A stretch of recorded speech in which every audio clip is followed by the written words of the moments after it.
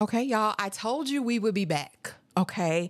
By popular demand, okay, we are back to talk about Interview with a Vampire Season 1, Episode 1, In the Throes of Wonder. Because at the end of the day, honey, they was in the throes of something. I don't know if it was wonder when all was said and done, but they were definitely in the throes, y'all. Get it, don't be timid when you in it, apply that. Love a bone, give along, leave it.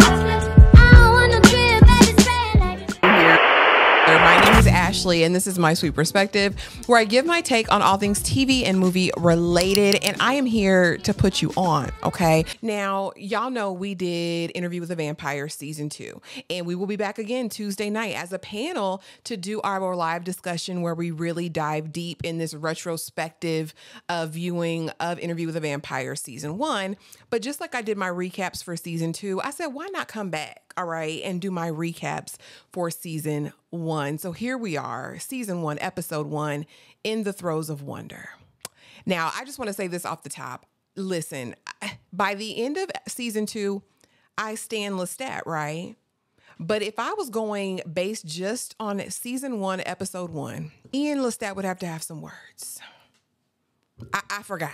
I blocked it out. All the good deeds in Season 2 blocked in my mind who Lestat really was. And again, based on Louis' imagination. So as the Episode 1 opens up of this series, it's the pandemic, okay? And we meet Daniel, and Daniel is doing this ad, you know, I guess trying to get people to enroll in a class or some sort of program for journalism. And he's breaking down, you know, I'm an investigative journalist. I've been here, there, everywhere. And so I have this wealth of knowledge, right, that I can give to you. Meanwhile, we get back to his apartment and we see remnants of a vampire bite. Okay. Now, if you watch Season 2, you already know that's from the 70s. That's from the 70s. That's from the 70s. Our good Louis and him had an interaction, okay? And so he's at home and he receives a package. And in this package are tapes, okay? And he's like, let me pull out my cassette recorder, okay? Because it was up in the closet in the boxes. He said, let me go in and pull it out. And as he's, you know, going through the tapes, he reads the letter that was attached. And this letter is from Louis. I congratulate you on all your success, Daniel. It seems like you have professionally and, you know, personally gone through this redemptive arc. I'm absolutely here for you and for that. And this probably is giving you a new perspective. Okay, so I'm making you a proposal that in a week's time, in the place of my choosing, I offer to give you my life story again in great detail. Okay. And so, you know, reluctancy doesn't seem to be Daniel's issue because he's on the way. All right. So next thing we see, Daniel is in Dubai and they're meeting again. And Daniel's like, you know, I don't remember much, but I remember this. I remember this. And Louis like, well, you know, and he's like, well, I see you got Parkinson's. And they get in this whole discussion of mortality and things like that. And Daniel's like, listen, I'm old, I'm sick. I know it's going to happen. All right. And he's sitting there observing the room, the Rashid, AKA Armand, in the corner lurking, right? Trying to put down ground rules when you ain't got no business, Armand. But anyway, he's talking and he's asking Louis, you know, where's your coffin? Okay, you vampire, where's your coffin? And he said, this is the coffin. He's like, you don't see these specialized shutters that keep out the sun? And then he opens one of the shutters and proceeds to put his arm out and we see the sun burning. And I'm like, look at Armand's face, honey. He going through PTSD from the 70s when Louis gave himself to the sun. Okay, but faking because you ain't got no real PTSD, Armand. Daniel begins to play a portion of the tape where Louis, you know, is basically attacking him. And he says, Daniel, listen, you were disrespectful. You were disrespectful back then. And so they getting into it automatically. You know, Louis was initially trying to keep it cool, but you can feel the tension between these two characters. And I'm here for that. You know what I mean? I'm definitely here for that. Again, he says it feels like a fever dream. of an idiot. That whole experience in the 70s, as we discover in season 2, until it gets unpacked, their minds have been warped by Armand. Okay. And so basically let's do a do-over. All right. And in Truth and Reconciliation, and basically Daniel is like, listen, anything that I can't verify in this conversation or with writing or, documentation, I'm sending it to my researcher. Armand chimes in. Again, another note that this was not a Rashid. This was not a servant, okay? He jumps in. He says, no third parties. And Daniel looks at Armand and says, listen, I work better one-on-one. I don't know who you are or what you got going on. And Louis excuses him. And, Armand saunters out. Okay. And basically the first question of the interview is, how long have you been dead? And then we go back to 1910. And Louis is talking about how this was the 5th year of his father's passing, the 5th year as executor of this estate, right? We later discovered that the father had sugarcane plantations, but he had run them into the ground. And so Louis had to get it where he lived, okay? He couldn't really do well as he needed to do to support the family in a traditional trade. And so, baby, he went to Storyville and started his business. And again, he's not really giving Daniel everything immediately, but Daniel's he's reading between the lines. And he says, listen, so you was pimping. You were a pimp. And he says, listen, I owned 8 of the 12 pleasure houses or what do they call them? Sporting houses. And he says, I was a rougher thing then. And I'm like, baby, that was the understatement of the year because Louis wasn't playing no games. The Louis we saw at the end of season 2, Interview with a Vampire, okay? Because he ain't playing with it. Louis got 1-legged hoes. He got 2-legged hoes. He got thick hoes, skinny hoes. Louis got pros in different area codes, okay, at this point, servicing whoever, right? As he's on the street, he gets a call about a problem with one of the hoes, one of the thickums hoes, right? And he gets in the room and the man is been hit about the head, okay? And she's like, listen, he tried to stick it someplace I ain't want it. And so I gave him a little bit of that catfish dinner that I had, and I bust upside his head. He said all he had to do was ask, and I might have been down for it, but he ain't asked. He tried to take it. And so then we get the man who we later meet is someone in society. And Louis is trying to look at the wound and he says, get your hands off me, N-word. Huh? And he said, oh, Mr. Pondulac. Oh, forgive me. And Louis, again, just telling of the time, right? Okay, that's fine, sir. We're good to go. Let me just get a doctor for you, okay? Meanwhile, they're doing all of that, and Louis' brother Paul roll up.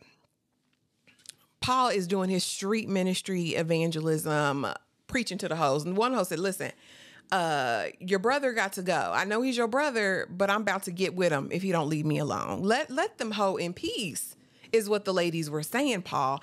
And so Louis gets out there and the brother says, listen, the Lord told me to come. And Louis said, go on, bruh, go on home to mama. And I'll be there a little bit late, but I'll be there. Okay. And Paul's like, I'm not having it. This is sin and degradation. Why you got blood on you? What's going on? This is all going to lead to the hot place. Okay. And so Louis pulls out his blade, baby. Pulls out the blade after a little tussle and says, go home before I bleed you like a cochon, bruh. And I had to look up what a cochon was because, that's not my vernacular. And it's a piglet. It's a pig. Child, not you gonna bleed him like a pig, Louis. Aggressive. And so in that moment, this is our first glimpse of Lestat, honey. He's on the street mesmerized by this encounter that he's seen. He's like, oh, I love it here. I gotta stay. The next morning at the family breakfast, honey, Paul done told Mama on Louis and said, listen, he pulled a knife on me, Mama.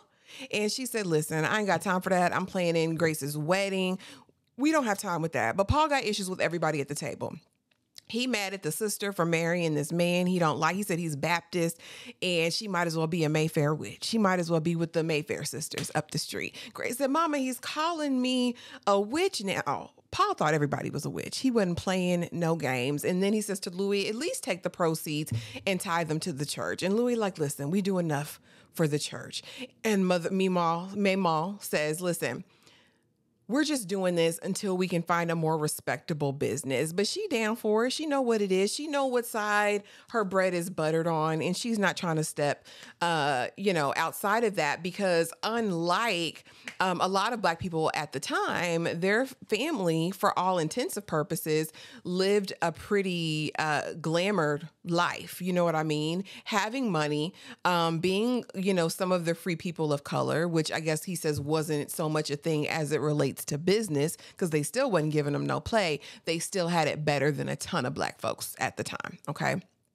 And so basically we learn a little bit now at this point about Paul and Louis. And Louis says that Paul is his best friend, right?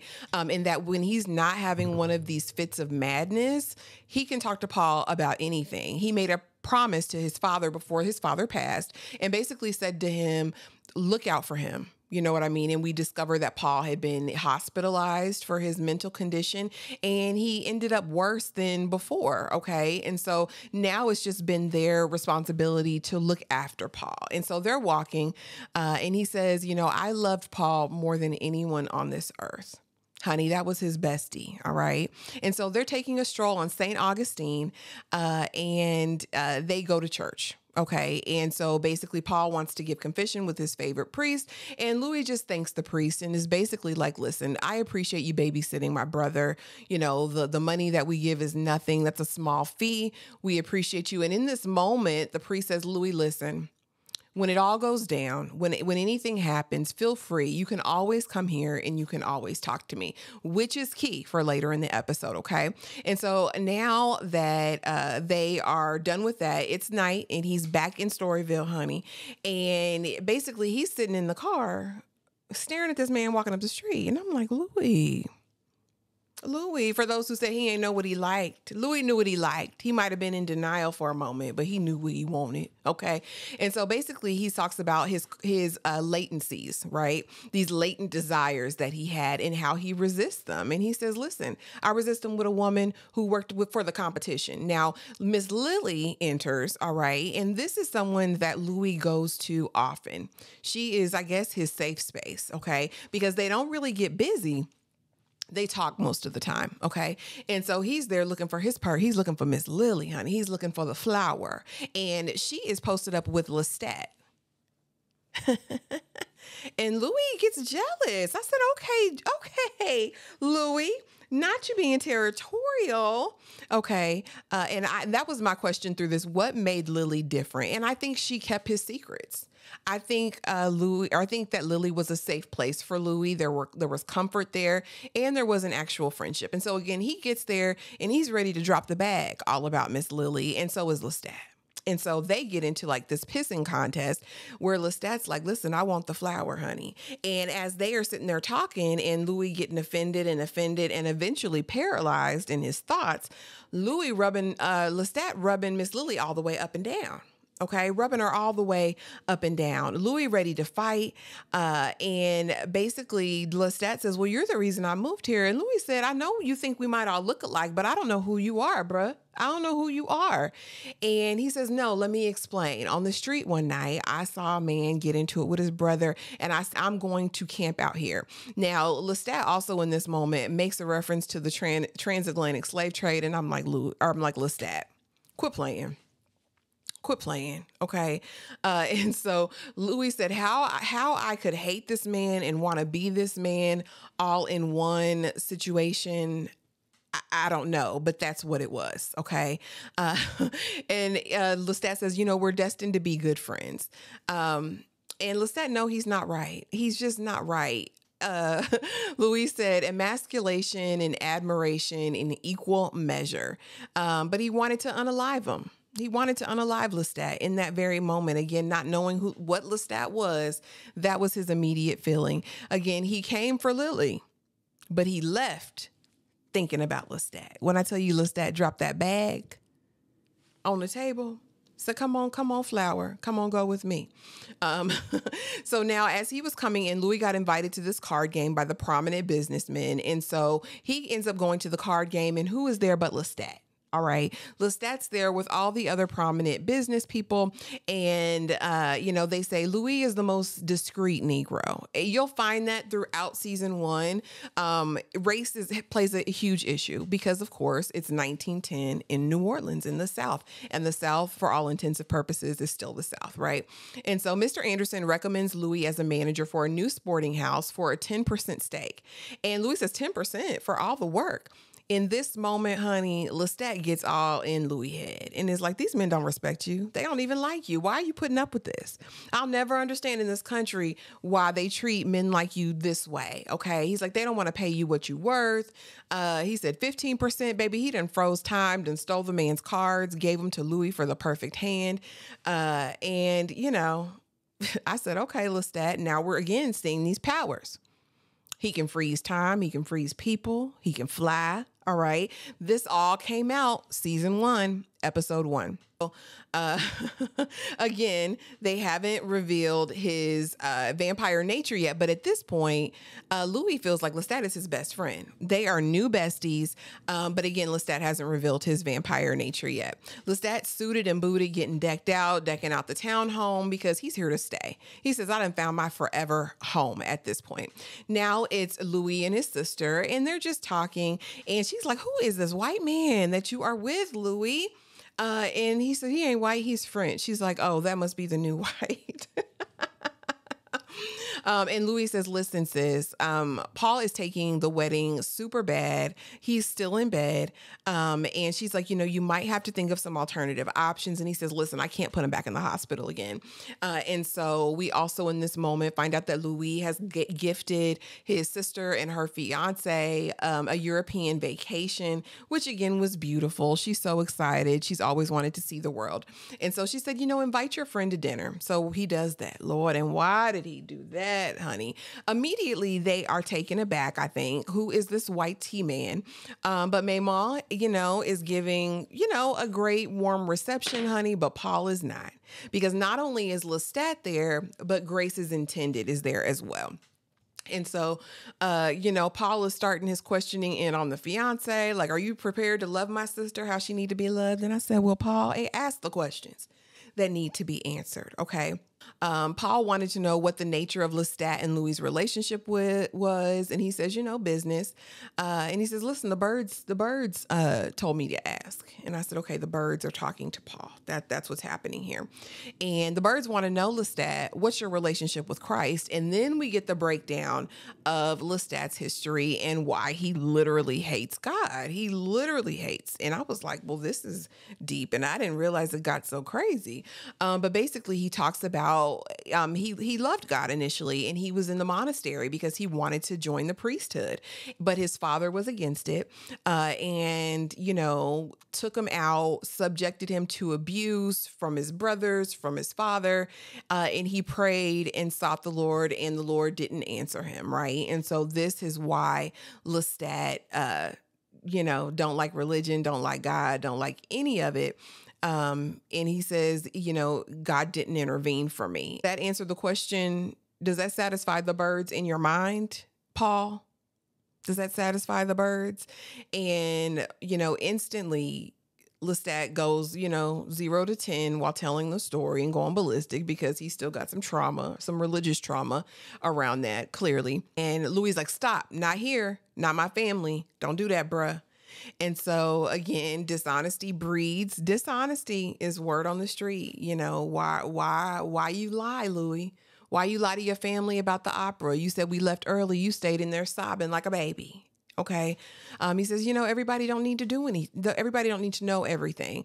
Louis says his daddy ran the sugar business into the ground, and Louis got secrets. But again, he's a gay man in 1910 in Louisiana. He definitely, has secrets. And he says, listen, I bought you a gift, Louis. And so this is the first night where they went to the jungle. Yeah, that's all I can say. They went all the way to the jungle. Miss Lily was just a prop to get Louis in that townhouse because, baby, after that, it was a wrap. Like I said, they put her to sleep. Okay. She was sleep, and they got to work. Next thing we know, they're floating, and Lestat done took the petite bite, okay, which is, I guess, just enough to feed on, but not to take him out. We also get the first reference to Nikki in this nighttime nightcap interaction. And basically, Lestat says the song that he's playing was something that he composed for Nikki, who was a violinist, a delicate, flower that he cared greatly for. Okay. And so again, Louis and Miss Lily getting at it. Lestat looking like, let me take these clothes off. Let me dethorn. Okay. And Louis said, what you like to watch? And I'm like, Lord have mercy. Okay. So again, they went to the jungle. Lestat took a bite. All right. Louis hadn't embraced his sexuality. We're present day. And he's talking to Daniel. He's like, I hadn't embraced it yet, but now he officially has. And I mean, I'd hope so after all these hundreds of years. And then Louis says, well, didn't we meet at the gay bar? And Daniel says, that was the best place to cop at the time. And he says, interesting. And you've been married twice since then? And he says, yeah. Both divorced? Yeah. And he's like, interesting. And he says, well, think about the time that you had your best high, because I know you were an avid drug user. Well, multiply that times like 1,000. Okay, because he said that when Lestat took the drink, it was the most intimate of moments. And he said he completely opened up. And so after that whole experience was over, Louis left the townhome and said, listen, I'm blocking that night out and I'm vowing never to return. Okay. And so now we are at Grace's wedding, and it's a big to-do, a big affair. Mama has done her big one, and it is absolutely beautiful. I mean, I have no words, right? It was a beautiful Louisiana wedding. And so we even get a scene of Louis and Paul dancing, which definitely gave Nicholas Brothers. I'll put a clip in here. But y'all, it gave all the things, and I loved that. Okay. And so the wedding is over, and they climb on top of the house. Paul has eaten his fill of everything, and they are just talking, being brothers, and watching the sunrise. And Paul says, we've spent 9,517 days in this house.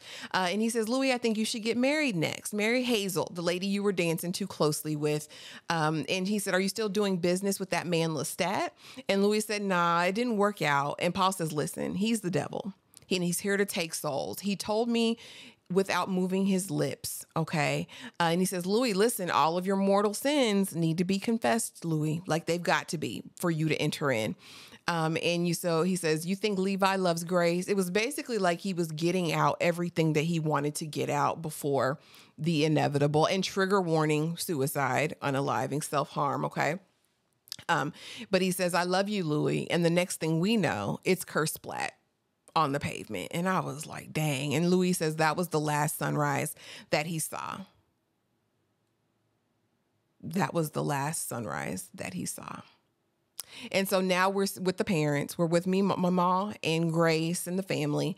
And Mama blames everything on Louis. And I'm sitting here thinking like, girl, that's a reach. The family dynamic really, really threw me off. It never gave affection or love for each other. It gave obligation and duty mostly. You know what I'm saying?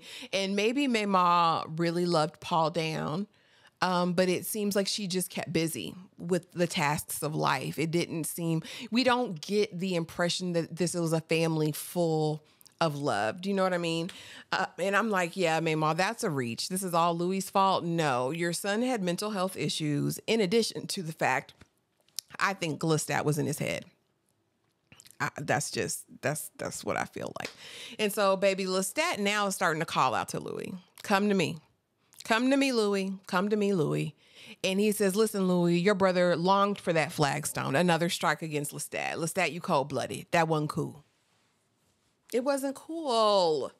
I didn't like it. I ain't like it one bit. And he says, Lestat disoriented me. He said he can't even focus. He can't even walk straight. Okay. And so they're having the services, and he's like, Mama, do you want me to come home? She said, no.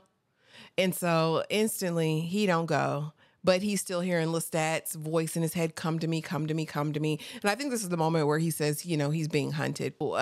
He wanted to grieve alone, But, Lestat wouldn't allow it. And so he goes to the pleasure house to his only confidant, right? His friend that he can confide in with no judgment, Miss Lily. And we find out that Miss Lily was been unalive 2 weeks ago. The blood dried up inside of her. They don't even know what happened, but we know what happened. Lestat, that's strike three. That's strike three, Lestat. And so he goes to church. Louis said, listen, I need some help. Jesus, help me. And that's where I would have went. Cause listen, ain't no other help for what you got going on and what you're up against. Call on Jesus. I don't know what Jesus he called on, cause the Jesus I know would have helped him. But anyway, he goes on to the church house to meet with the priest, and he's confessing it all. He's laying it all down on the altar. He says, listen, I've been a grifter. I've been a pimp. Listen, I lay with a man. Okay, he said that like it was the worst thing he had done in all of it. He's like, I was a coward. I done ran to the bottle. I'm grieving. Help me. That's the devil, and he got his roots in him, okay? And he need to get free. He needs some deliverance is what he needed, okay? But Lestat was in there like swimwear. I mean, he tossing the priest. Like, the priest didn't stand a chance. And I'm like, Lestat, that's strike 4. But we know how he feels about God. We know how he feels about the church house. And so Louis tries to stick him. He sticks him a couple times with his blade. But that didn't do nothing because we already know what Lestat is. And I mean, Lestat just knows he's wrong. I mean, he's setting stuff on fire. He's stabbing, punching through people's heads. It was diabolical work. Okay. And all the while he's convincing Louis, you don't want to grieve anymore. You don't want this sorrow. Let me take it away from you and let me give you this dark gift. But you got to ask for it. And I mean, Louis felt like he didn't have no other option. Louis did feel like he had no other option. And so he took it. And Lestat says, I love you. Louis, you are loved. Just like a demon. Just like a demon. And Lestat says he only unalives those deserving. But, I mean, you're a liar because you unalived the world, honey. But in that moment, he got changed. He said he drains him almost to the point of being gone and then lets him feed. And honey, now he's born into the night. All right. But y'all, that was season 1, episode 1 in the Throes of Wonder. Because we know in episode 2, this is going to be the embarking on his vampire journey. Y'all let me know in the comments what you thought of this episode. After watching season 2, did it make you look at anyone differently? Are you getting any things that we missed the first time we watched it? Let me know. And I will see y'all in the next video.